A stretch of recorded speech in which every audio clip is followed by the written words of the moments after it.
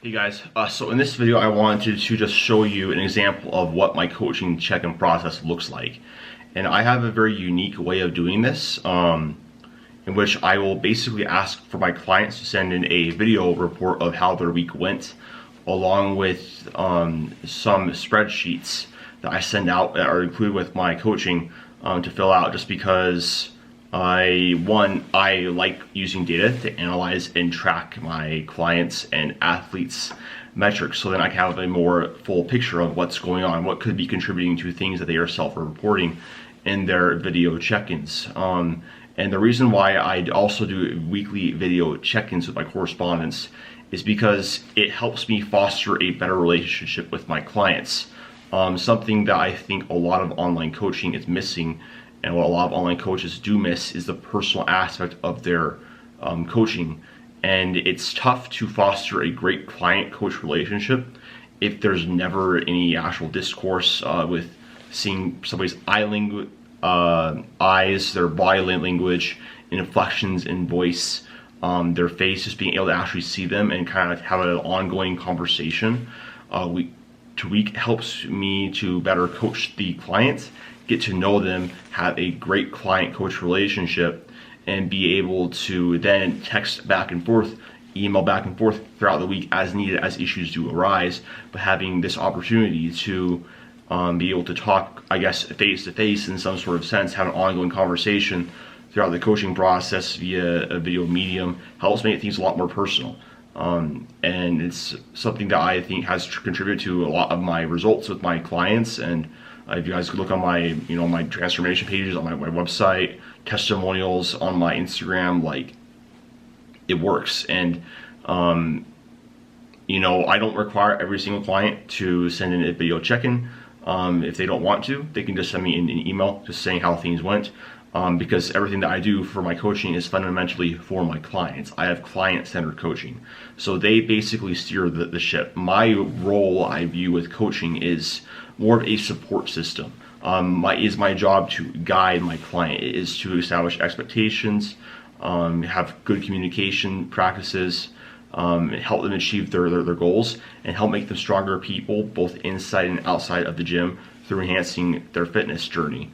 And so, yeah, I'll just show you guys two examples of what my check-in process looks like. And hopefully hopefully you guys can learn a little bit from this, see, what makes my coaching different, and what goes in a little bit behind the scenes with my coaching, because I do work very hard on making sure that my clients are progressing. And this is just how I prefer to do my job, and I think that the results speak for themselves. So hopefully you guys liked this video. So if you guys did like it, make sure to like, comment, share, subscribe. But without further ado, example came back to me. Just had a chance to go over everything. First off, I'm happy to see that the change that we made in nutrition before your mini cut starting with maintenance, you are maintaining the body weight, so that's great to see. For this next week, do the updated nutrition plan for the mini cut, and you should see a pretty fast decrease in scale weights. Not sure exactly how much. I'm going to just assume around 3 to 5 pounds based off of how much water weight you seem to hold when you do gain weight. But for the first week, it's kind of as a washout week anyways. There's going to be a lot of body water noise, so pay attention a little bit more to the trends the week after it. But great job here with getting your protein in, and overall looking pretty good. I think that looking at the steps and everything on here, everything is good. I know that you had your deload week, and I know that you were yourself self-reporting, feeling more fatigued towards the beginning of the week and the end of your overreaching week. That's normal. That's a sign of overreaching, as well as having a little more low motivation to train. So the deload was definitely needed and well timed. So that's good to see. Sleep looks like it was pretty phenomenal this week. So hopefully you've been able to capitalize on that with feeling better with the deload week. I find that lots of times people tend to get really tired on their deload weeks. So that's normal, and they tend to want to sleep a little bit longer. So take advantage of that when you can. Good job with getting in your cardio as well. Everything's looking pretty good. I didn't make any adjustments to your cardio because I believe that it is more important to have your, especially with mini cuts, It should mostly come from your food, your deficit, and not from activity, for multiple reasons. The main one being we don't want to use all of the tools in the toolbox all at once. And second, because it can have a negative impact on performance, especially in the lower body. But actually, when you deplete more lower body glycogen, you'll have gluconeogenesis occur with your upper body. Basically, will make you flatter in the upper body as well. Deplete your muscle glycogen, and it'll be used for fuel. So definitely going to probably keep cardio in like minimal. This three times per week is just basically about as much as I want to go with most people, and just focus on steps and then food and energy balance from there. So hopefully you're excited about that. I think that we've made some really great progress. Good successful training cycle. I know that you said that you're pretty messed up on some days this past week, but on those days that you said you're pretty messed up, you also set all-time PRs, so that's pretty normal. So awesome to see that things are going well. Finish up your deload. Make sure that you finish strong. I sent you your new program just barely, so look at this over. Slight variations going forward just to help make sure that you're making progress. A little bit more top end intensity, so work at a slightly average intensity for this. But overall training volume for accessories is just a little bit lower, I believe, just because of the mini cut. But if you have any recovery issues, make sure to let me know, and then I can make adjustments accordingly as problems arise. And we need to change things as the weeks go on, but you should be able to recover okay. Just make sure that you're eating enough protein, sleeping enough, and eating enough around your workouts. That's going to be the main thing, with making sure that you have high workout performance and can get through these sessions in an energy deficit. And then make sure that you look over your mini cut plan again. Just make sure that you have everything looking good. But looking at your check-in pictures, I would say that you've definitely made some great progress. We're in a good spot to start a mini cut, especially looking from where you started.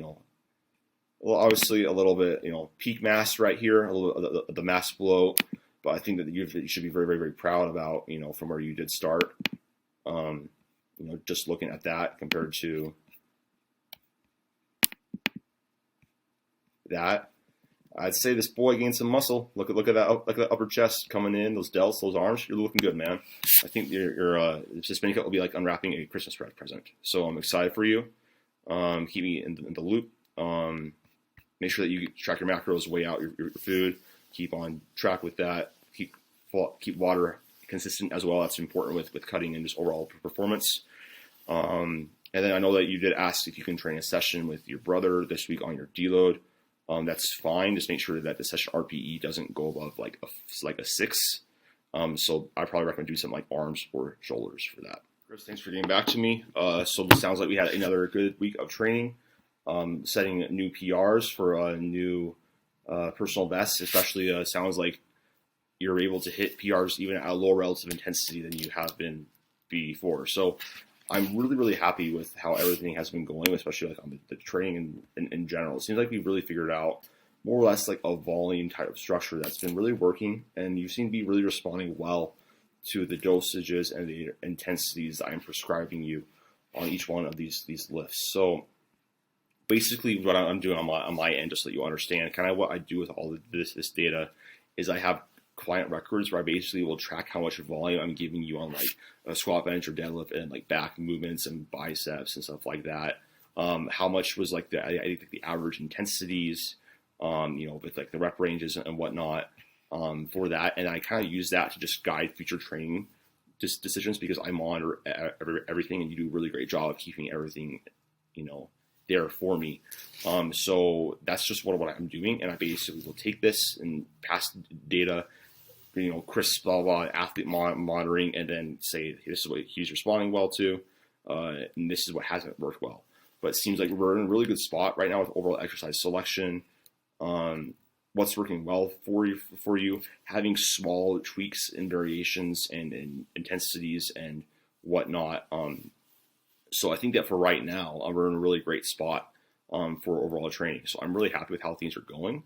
Sounds like you're doing really, really well too. I noticed that you did say that you are focusing on just progressing instead of worrying about being perfect all the time. I think that's a big, huge mindset thing. I think a lot of people don't actually talk that much about the overall value and worth of, I guess, having a good mindset and being able to focus on progress instead of being perfect all the time, and just enjoying it and focusing on doing what you can do, focusing on incremental changes over time to drive adaptations, and then improving from there. So I think that overall, looking at your training log, objectively, everything looks great. With your technique videos that you did send me over on deadlift, I think that you just need to be a little bit more patient off the floor. We've talked about that, be a little more confident, initiate your hips towards the barbell a little bit sooner, keep it in closer to your center of mass as well. Remember to keep your bring your arms down to kind of protect your armpits. So do that. Be patient off the floor. Don't lose that position if it doesn't move immediately. Remember that you want to keep the barbell close. If it doesn't break off the floor super fast, that's okay. We would just want to make sure that it moves or in a good position, and we are in a good position to lock out. So, and then with bench press, it's looking pretty consistent. I hope that the adjustment that we made with Larson press is helping you become a little bit more aware of, having control off the chest, since that's the whole point of programming that movement in. Helps you become a lot more aware of the bar path, the movement pattern, and the whole J curve of the bar of the press once it gets harder. And then with squats, just make sure that you're hitting the hole assertively and being confident. And then just looking at your data tracker, sleep's been improving a lot recently, so I'm really happy about that. Hopefully it seems like that's probably positively benefiting your training from what I am seeing. Steps are good. Good mood. Seems like work did pick up a little bit on some days. I know it's tax season, so good job for still getting in all of your sessions and managing your stress as well with that. I know that's been a struggle. Having some high stress days. Make sure that on these days you take time for self-care, and you do take some time to decompress, and because all that stuff is very, very important. So yeah, man, overall good. And then looking at your body weight changes, not a ton of movement upward in the scale weight this week. I think that we're going to add in, I'd like you to add in, just because this is going to be our overreaching week, and then we'll be moving back to maintenance. For this week, I'd like you to add 25 grams of carbs for your overreaching week, last week of training. For the deload, hopefully we can see a little bit of this tick up in the scale weight. And then for the deload week, we can go back down to the 2,800. But for the adjustment this week, let's do 2,900, 375 carb. Do that, and that should work out pretty well. But